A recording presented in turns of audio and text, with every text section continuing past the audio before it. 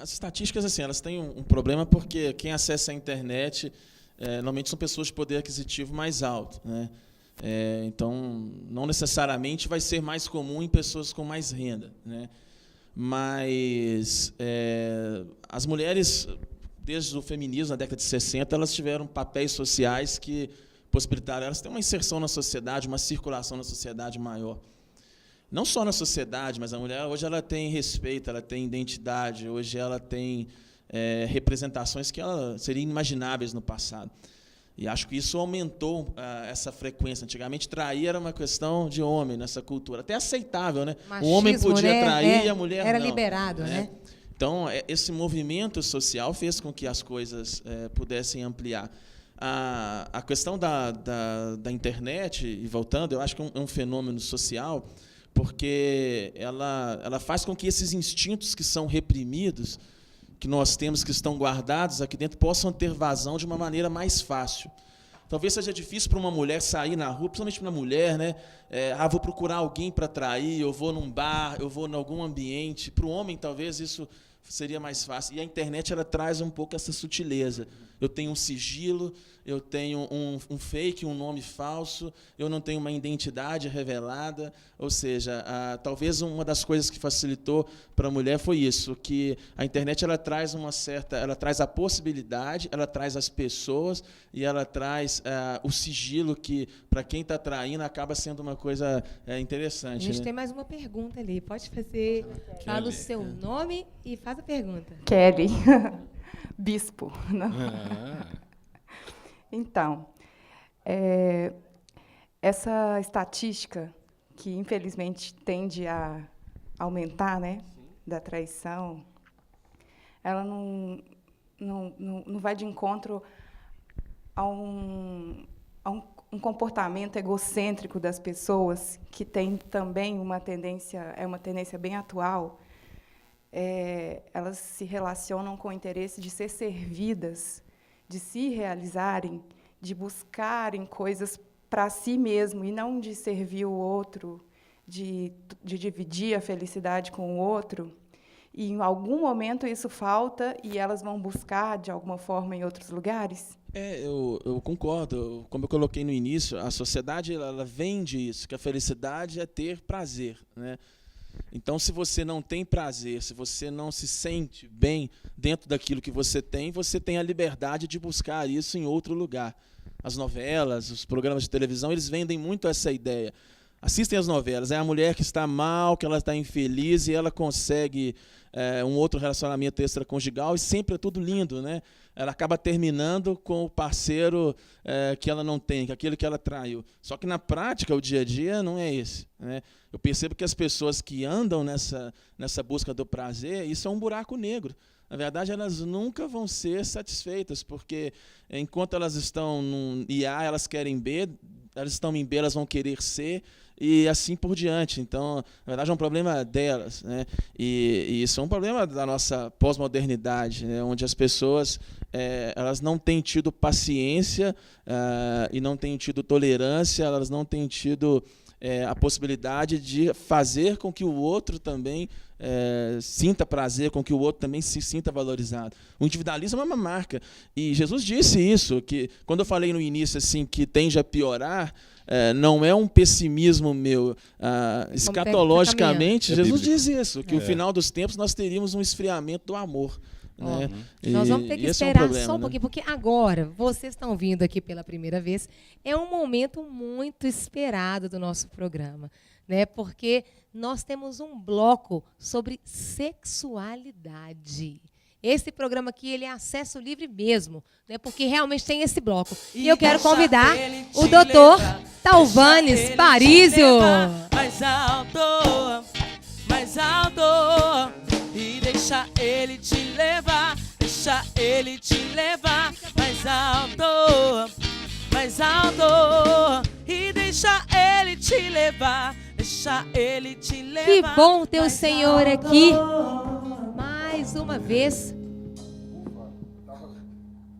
O senhor estava ali querendo participar. Não, gente, esquentando as turbinas ali, né? Adrenalina pura, viu? É um tema. Esse tema. Você fica ali assim, Cabelo em pé e parabéns, puxa vida. Muita coisa vocês estão falando aqui que é realmente sensacional. As pessoas precisam saber, os comentários, muita felicidade em tudo que vocês falaram, porque é uma realidade, né? E Ismael, como eu também, eu lido da área de ginecologia e obstetrícia, e a gente ouve, né? O médico, ele tem obrigação de sigilo profissional, você está ouvindo, você está sentindo o que está acontecendo.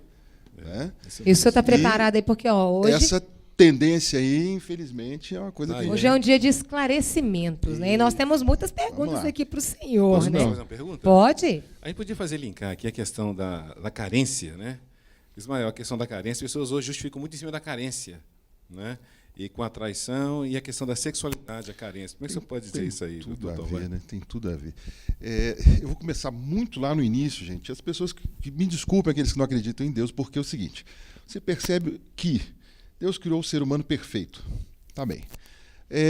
O que aconteceu, se você acredita ou não acredita, vamos raciocinar um pouquinho. O que aconteceu no início? O indivíduo achou que ele era melhor do que Deus, que ele tinha que estar acima de Deus. A origem da coisa foi no egoísmo. Quando eu começo a olhar para mim, coitadinho de mim, eu preciso mais, eu preciso mostrar mais do que ser mais, aí eu começo a achar que eu posso ser colecionador. Eu não preciso mais respeitar, eu não preciso me respeitar o outro, mas eu posso tratar o outro como objeto. A partir daí, né, aquilo que o Ismael estava falando, é socialmente o quê? Aceito que eu tenho outros relacionamentos, porque o fulano tem, o presidente da empresa tem, o CEO tem, e também eu posso ter. O que aconteceu a partir da década de 50? Inventaram a pílula anticoncepcional. E aí, não é, Ismael? A mulher passou a ter um outro contexto, porque a mulher pagava uma conta mais cara. Não é isso? A mulher não engravida, o casal engravida. Tá? Mas a mulher mostra a barriguinha.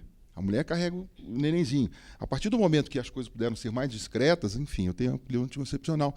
E agora, com os facilitadores, que vocês falaram aqui com muita propriedade, aí a coisa está muito discreta. Quer dizer, eu também posso ser colecionador, né, do gênero feminino, posso ser um colecionador do gênero masculino e ter as válvulas de escape para que eu não me exponha.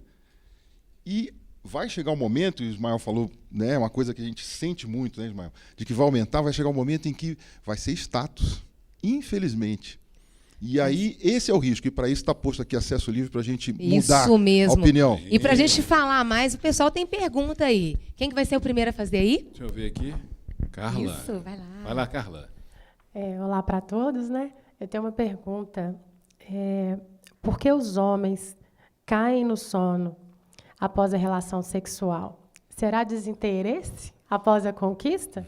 Ou cansaço? Isso é algo muito... A gente escuta muito isso. Teovan, defende o nosso lado. Pois é, não é exatamente. Ele gastou muita energia, Bom, por isso ficou com sono? Gente, infelizmente é mais comum, aqui é uma queixa mais comum do que deveria ser. Se você pensar do lado apenas mecânico, né, a relação sexual é espasmo muscular, são espasmos, contrações musculares, tá certo?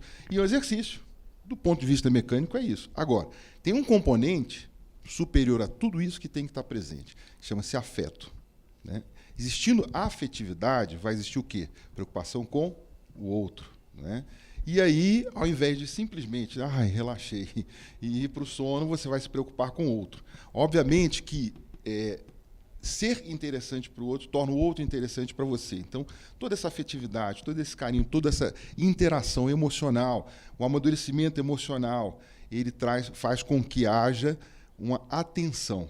Mas, você pensando do ponto de vista mecânico, fez exercício, cansou, se você não estiver preocupado com o outro, né, é uma coisa que pode acontecer. Não deve, contudo. A pergunta. Não deve. O exercício não é só do homem, né? De fato. Os dois, né? De Então, fato. tipo, seriam os dois Seria cansarem um na para cada mesma lado, não é? intensidade, um para cada lado. Exatamente. E por que o homem que fica mais cansado? Por causa da caloria. Exatamente. Eu tenho uma observação para fazer. Eu tenho uma observação para fazer porque isso acontece comigo mesmo. Eu durmo. Mas, normalmente, quando a gente está ali, nós estamos nos conhecendo, não é? Isso. É sempre à noite. Aí tem que dormir mesmo. Porque quando nós nos conhecemos de dia, eu não durmo. Tá certo. Agora, pode ser também porque eu escuto, tem uma historinha que a mulher é aquela lenha verde e o homem já é aquela lenha que está pronta. Então, o homem ele já fica pronto mais rápido, a mulher tem que ir aquecendo, aquecendo. E aí, quando ela pega fogo, a lenha do homem já queimou toda. Pode ser também? Mas tem casais, o orgasmo é muito relaxante. Há vários neurotransmissores que são liberados. E algumas pessoas elas relaxam tanto que tem mais facilidade de pegar no sono. Sei. Não necessariamente, nem os sempre homens, é um normalmente. desinteresse, né? Mas algumas pessoas há tanta endorfina liberada que relaxam mesmo, né? Será que às vezes os homens são mais intensos? Não. Por isso que às vezes eles relaxam mais depois? Você puxou um dado interessante aí. De fato, eu costumo até comparar. O homem é meio palito de fósforo e a mulher fogão de lenha. A coisa vai um pouquinho por aí. O homem tem uma resolução muito rápida e a mulher ela tem uma resolução mais lenta que, inclusive, pode linkar para outros eventos. E o homem nem sempre tem a capacidade de linkar para outros eventos. Pode acontecer, mas não é o mais comum. Tá? Outra coisa é o seguinte, não é que aconteça só com o homem, pode acontecer com a mulher. E você falou uma coisa muito interessante, muito prática. De noite, nada mais certo do que dormir. Isso vai muito também, né, da relação do casal. Se a mulher necessita muito de afeto e carinho no pós, ali, tem mulheres que gostam de ser abraçadas, querem ser abraçadas. Acho que o homem deve ter essa atenção. E, assim, a mulher está no momento mais excitante, mesmo após o relaxamento, a resolução do orgasmo, do que o homem. Isso, biologicamente, a mulher tem esse momento realmente. Então, acho que o homem deve ter um pouquinho mais de atenção por isso.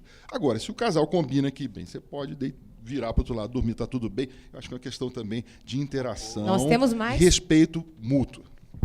Nós temos mais perguntas, mas deixar esclarecido. Mais sensibilidade, né, doutor Talvanes? É necessário. E a sexualidade também é um todo, né, doutor Talvanes? De fato. Com certeza. Não é uma coisa Tem só. mais uma pergunta ali. Bom, a prática da masturbação está relacionada a problemas como ejaculação precoce e impotência sexual? Tem a ver?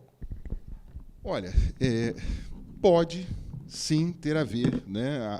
A masturbação, ela pode estar demonstrando uma incapacidade de se relacionar com o outro, a pessoa do sexo oposto.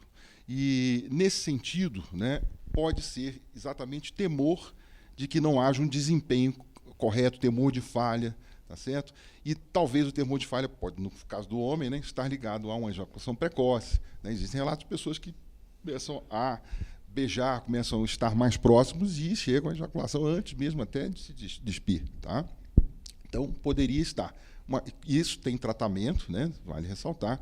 E a masturbação em si não levaria à impotência, ok?